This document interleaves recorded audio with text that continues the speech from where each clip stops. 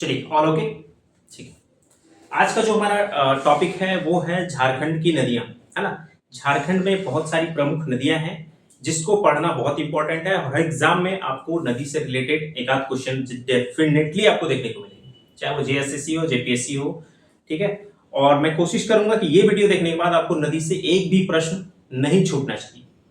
ठीक है। सारे पॉइंट सारी चीजें आपको डिस्कस करूंगा, सारा चीज क्लियर कर दूंगा आपको। ठीक है।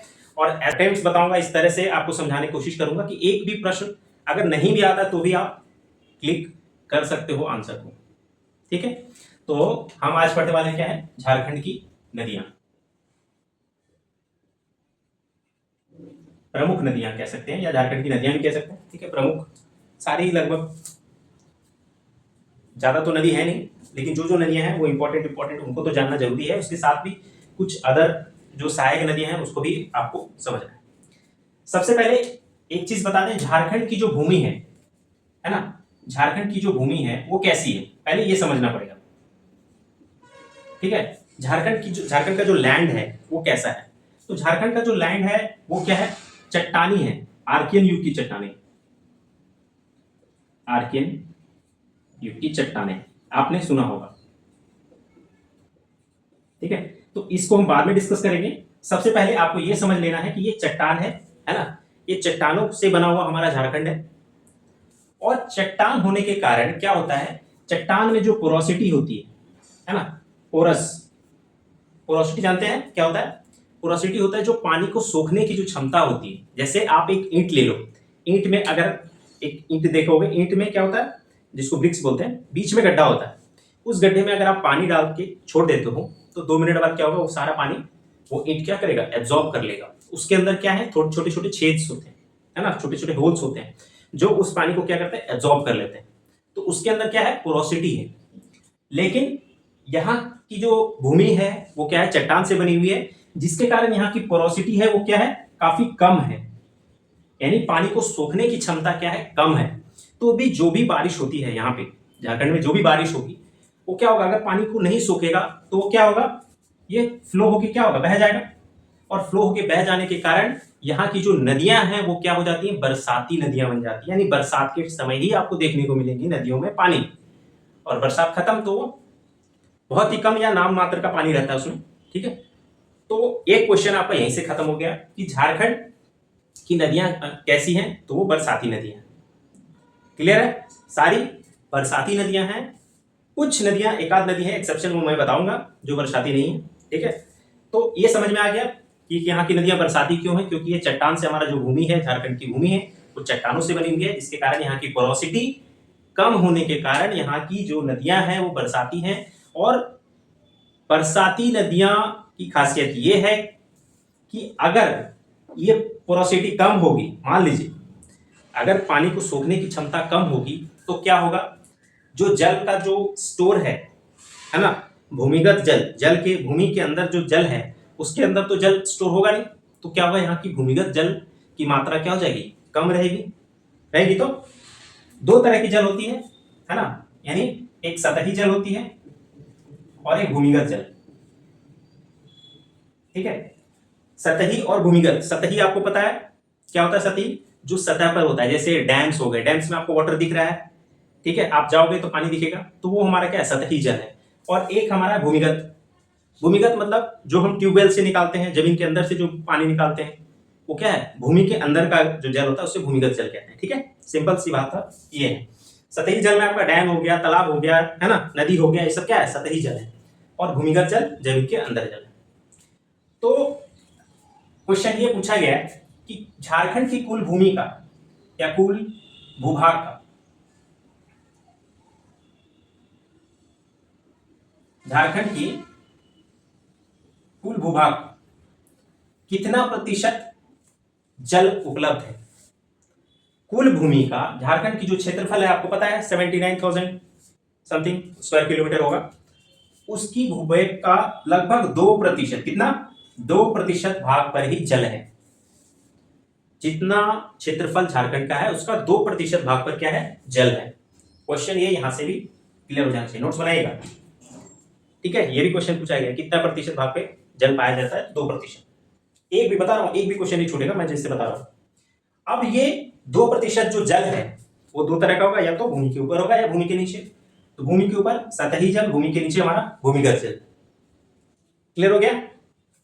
सतही जल, सतह के ऊपर का जो जल है वो कितना होगा, तो आपको लिखना 84%। कितना? 84%।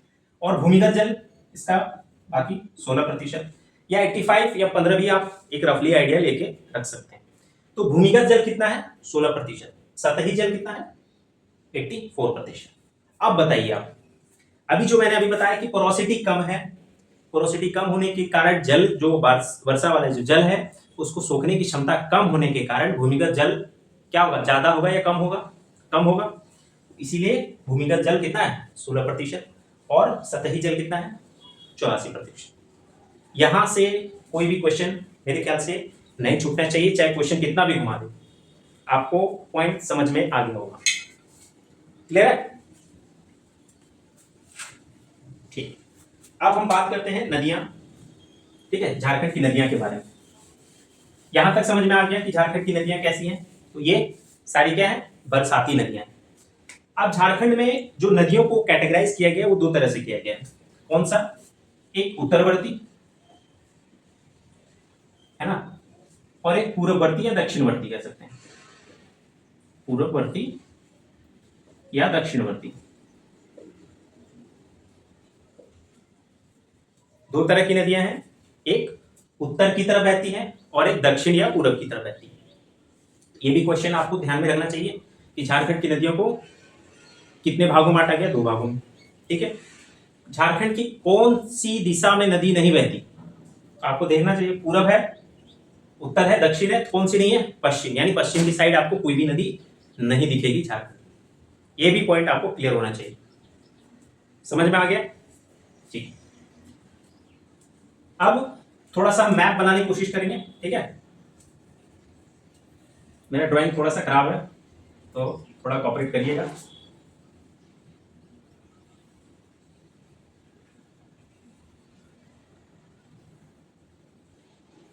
ठीक है। एक मोटे मोटी तौर पे हमारा झारखंड बन गया, ठीक है।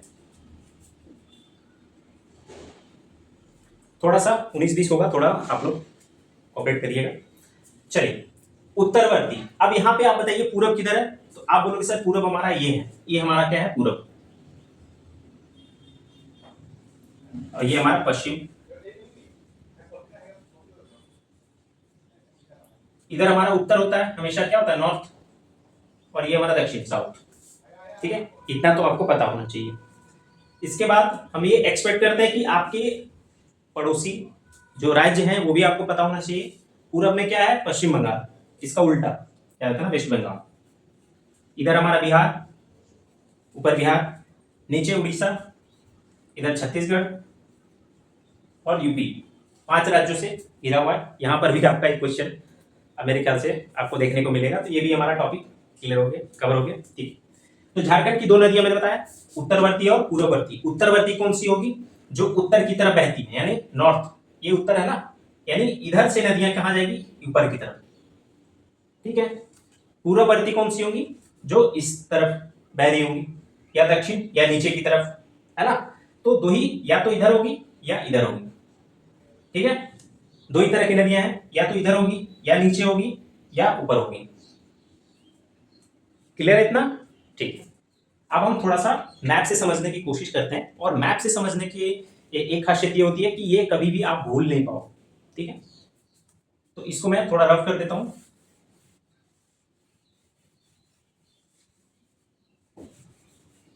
चलिए, अब हम नदी पे डिस्कस करेंगे। फिर से मैं एक क्वेश्चन पूछ रहा हूं कि झारखंड के कुल भूभाग का कितना प्रतिशत भाग पे जल है? 2%, जिसमें सतही और भूमिगत। सतही 84, भूमिगत 16। यहां तक क्लियर है? ठीक है। चलिए, अभी मैंने कहा कि झारखंड की सारी नदियां बरसाती है, यानी बरसात में आपको जल की मात्रा देखने को मिलेगी। ठीक है। और जैसे ही बरसात पार होती है तो उसमें जल की मात्रा बहुत ही कम हो जाती है या ना के बराबर हो जाती है। तो झारखंड की नदियां कैसी हैं? बरसाती हैं। ठीक है। झारखंड की नदियां क्या है? बरसाती। लेकिन एक्सेप्ट झारखंड की सारी नदियां बरसाती है, एक्सेप्ट कौन सी नदी? सोन नदी। ये ध्यान में रखना है। सोन नदी ऐसी नदी है झारखंड से गुजरते हुए जाती है, ठीक है, जो बरसाती नदियों में काउंट नहीं होता है। ठीक है, तो क्वेश्चन यहां से भी पूछा जा सकता है, इनमें से कौन सी नदियां बरसाती नदियां नहीं है, या इनमें से कौन सी नदियां झारखंड की बरसाती नदी है। तो आपको सोन एक्सेप्शन में रखना है। एक और, झारखंड की नौगम्य नदी, ये क्वेश्चन आया हुआ, बहुत बार आया हुआ है।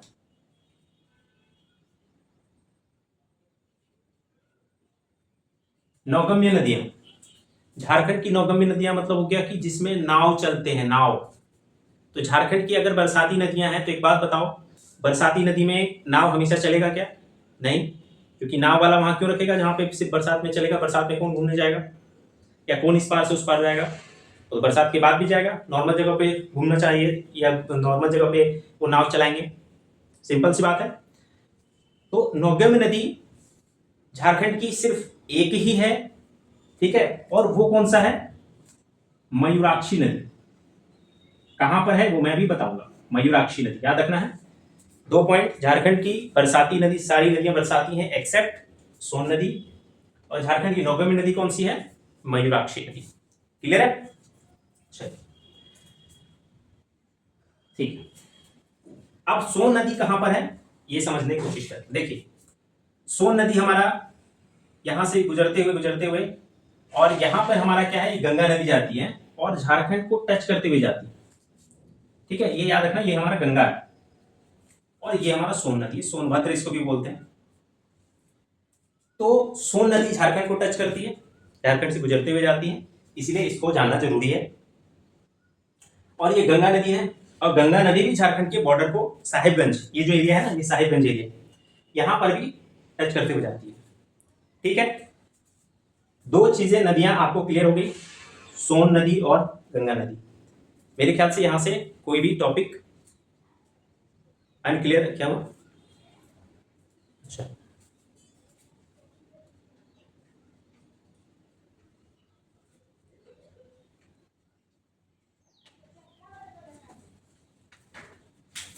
ठीक, ये क्लियर हो गया, गंगा नदी, सोन नदी। ठीक है, ये हमारा सेंटर वाला पार्ट क्या है, रांची। अच्छा, एक चीज और आपको समझने की कोशिश है, मैंने बताया था 2 नदियां हैं, उत्तरवर्ती और दक्षिणवर्ती। तो उत्तरवर्ती का मतलब हो गया इधर, ये इधर को बह रही है ना, और गंगा नदी हमारा इधर को जाती है और जाके वेस्ट बंगाल में। यहां से उत्तरवर्ती जाने के पीछे रीजन, और यहां झारखंड की जो सारी नदियां हैं वो आधी से ज्यादा नदियां वो क्या है, उत्तरवर्ती है। तो उत्तरवर्ती होने के कारण क्या है, ये वाला जो पार्ट है ना, ये वाला आप देखोगे, ये पार्ट क्षेत्र आपने सुना होगा, यहाँ पे पार्ट क्षेत्र है। तो ये भूमि जो है झारखंड की सबसे ऊंची भूमि है। तो ऊंचा होगा तो क्या होगा, इधर स्लोप होगा, इसकी वजह से क्या है, ये सारी नदियां इधर बहती हैं, और यहां ऊंचा है, इसकी वजह से ये सारी नीचे को जाती है। तो झारखंड का सबसे ऊंचा भाग, मतलब पठारी क्षेत्र में, पाट क्षेत्र कह सकते हैं, सबसे ऊंचा क्षेत्र ये है।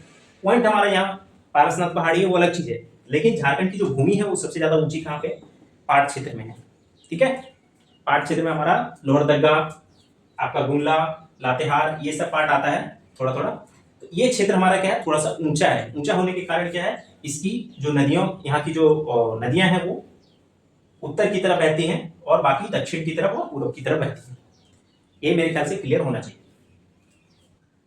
यहीं से आपको उत्तरी कोयल और दक्षिणी कोयल, आपने सुना होगा ना, यहीं से ले जाइए आप उत्तरी कोयल और दक्षिणी कोयल। ये हमारा क्या हो जाएगा, उत्तर की तरफ जा रहा है तो उत्तरी कोयल, और यहां से आप ले आइए, ये हमारा हो जाएगा क्या, दक्षिणी कोयल, दक्षिण कोयल। ये उत्तर कोयल दक्षिण कोयल समझ में आ गया है ना, इसको हम हटा देते हैं। उत्तरी कोयल और दक्षिणी कोयल समझ में आ गया। उत्तरी कोयल में इसकी सहायक नदी जो है वो कौन कौन सी है, तो ये अमानत, ये सिर्फ मैं आपको समझा रहा हूं, ठीक है, इतना याद नहीं रखना, सिर्फ उत्तरी कोयल और दक्षिणी कोयल अभी आपको ध्यान रखना। इसी की सहायक है हमारा औरंगा, ठीक है, ये भी क्वेश्चन आया हुआ है कि उत्तरी कोयल की सहायक नदी कौन कौन सी है। तो अमानत, औरंगा, और यहाँ पे है एक बूढ़ा, बूढ़ा नदी आपने सुना होगा जिसपे बूढ़ा घाट जलप्रपात बना हुआ है। ठीक है, तो बूढ़ा नदी किसकी सहायक है? उत्तरी कोयल की। दक्षिणी कोयल की सबसे इंपॉर्टेंट सहायक कौन सी नदी है? शंख नदी, है ना। शंख नदी आपको ध्यान में रखनी है। जो जो मेजर नदियां हैं वो मैं आपको बताने की कोशिश कर रहा हूँ। उत्तरी कोयल होगी, दक्षिणी कोयल होगी। यहां से आप ले चाहिए, और ये हमारा क्या है? स्वर्ण रेखा। स्वर्ण रेखा ये किधर को बहती है? ये नीचे की। ये नदी देखिए, उत्तरवर्ती नदी कौन सी है? ऊपर उत्तर की तरफ जाएंगी, और ये दक्षिणवर्ती नीचे की तरफ आएंगी। तो उत्तर दक्षिण आपको समझ में आ गया होगा। स्वर्ण रेखा नदी कहाँ जाएगी? नीचे जाएगी, कि नीचे की तरफ है। इसी में हमारा क्या है? खरकई नदी है, इसकी सहायक नदी खरकई। स्वर्ण रेखा यहां, उत्तरवर्ती यहां, दक्षिणवर्ती यहां, दक्षिण कोयल यहां। क्लियर है? अब हम आते हैं जो झारखंड की सबसे बड़ी और सबसे इंपॉर्टेंट नदी है, वो है दामोदर नदी। यहां से बहती बहती बहती बहती जाती है, और इसी की सहायक नदी हमारा ये है, हमारा दामोदर। दामोदर कुरान पढ़े हैं ना, दामोदर कुरान। ये हमारा क्या है? कौन सी नदी है? बराकर। जो गिरिडीह वाले होंगे वो जानते होंगे, बराकर नदी का नाम सुने ही होंगे, आज नहीं तो कल बचपन में या कभी ना कभी सुने होंगे बराकर नदी। तो बराकर नदी किसकी सहायक है? दामोदर की। और दामोदर बराकर कहाँ पे मिलती है? यहाँ धनबाद में, जिसको चिरकुंडा नाम दिया गया है यहाँ पे। चिरकुंडा, चिरकुंडा में आके मिलती है बराकर और दामोदर। और ये कहाँ पर है? तो धनबाद, DHN, धनबाद। अब आप सोच रहे हो सर ओरिजिन और लास्ट कहां तक है या कितनी लेंथ है, इसके बारे में अगर मैं अभी सारा बता दूंगा तो आपको कुछ पहले डायग्राम को समझना है। आपको कहां पे कौन सी नदियां हैं। उत्तरवर्ती हो गई, उत्तर कोयल हो गई, दक्षिणी कोयल हो गई, स्वर्ण रेखा हो गई, दामोदर हो गई, बराकर हो गई। क्लियर है? यहां पे आपका मयूराक्षी नदी है, मयूराक्षी नदी। मयूराक्षी नदी कौन सी नदी? नौगम्य नदी, यही है, याद रखना है, देवघर से निकलती है, त्रिकुट से। तो मयूराक्षी नदी यहां पर है आपका।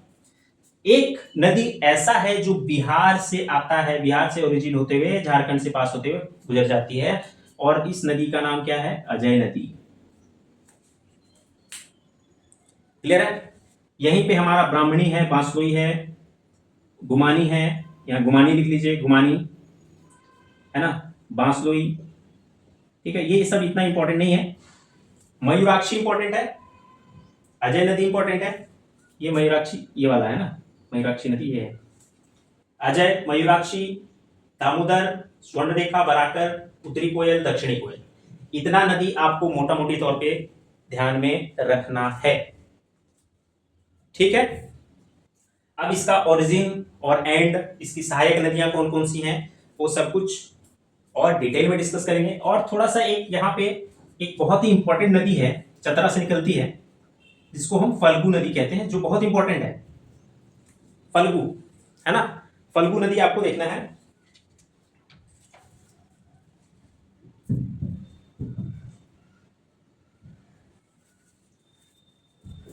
ठीक है, फल्गु नदी आपको ध्यान में रखना है।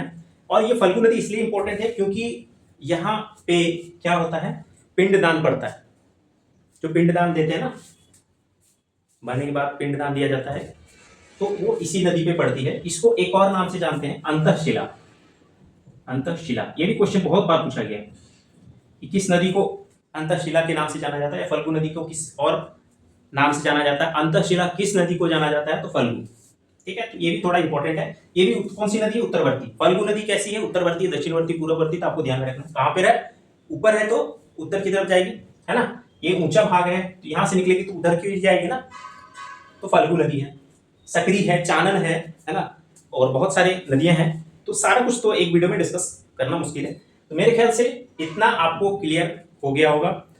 और डिटेल में समझने के लिए आपको फिर नेक्स्ट वीडियो में कोशिश करूंगा।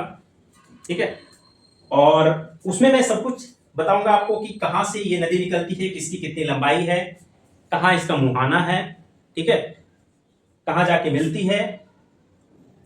तो जो इंपॉर्टेंट नदियां हैं मैंने लगभग कवर कर दिया है, और आई होप इसको देखने के बाद आपको नदियां के ऊपर इंटरेस्ट डेफिनेटली जगा होगा, डेफिनेटली एकदम श्योर है कि जगा होगा। ठीक है, चलिए मिलते हैं नेक्स्ट वीडियो में।